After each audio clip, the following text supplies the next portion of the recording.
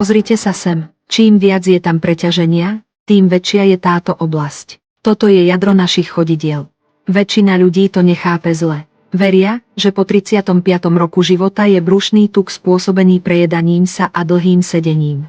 Úplne sa mýlite. Príčinou je preťaženie práve tu. Keď je táto oblasť zablokovaná, krvný obeh je narušený a tuk sa hromadí. Teraz ma počúvajte.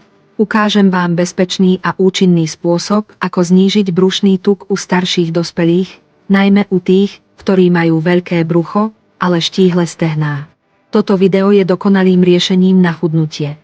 Nie je potrebná žiadna diéta ani namáhavé cvičenie.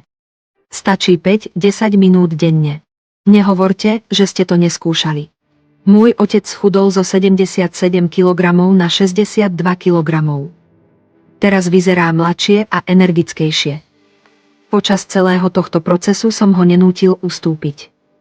Starší dospelí potrebujú výživné jedlo. Nebezpečný tréning môže viesť k zraneniu.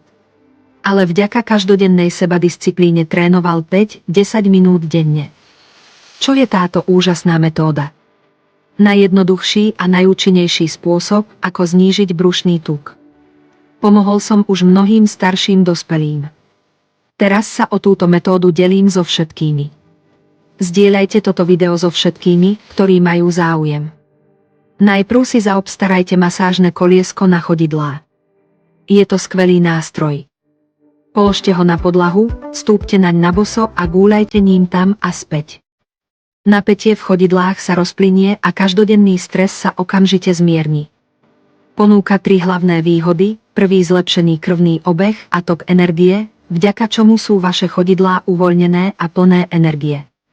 Druhý, textúrovaný povrch stimuluje 33 akupresúrnych bodov a 66 reflexných zón na chodidle. Je ideálny pre tých, ktorí trpia slabosťou nôh alebo nestabilnou chôdzou. Tretí, zlepšený krvný obeh natiahne nohy a uvoľní boky a brucho.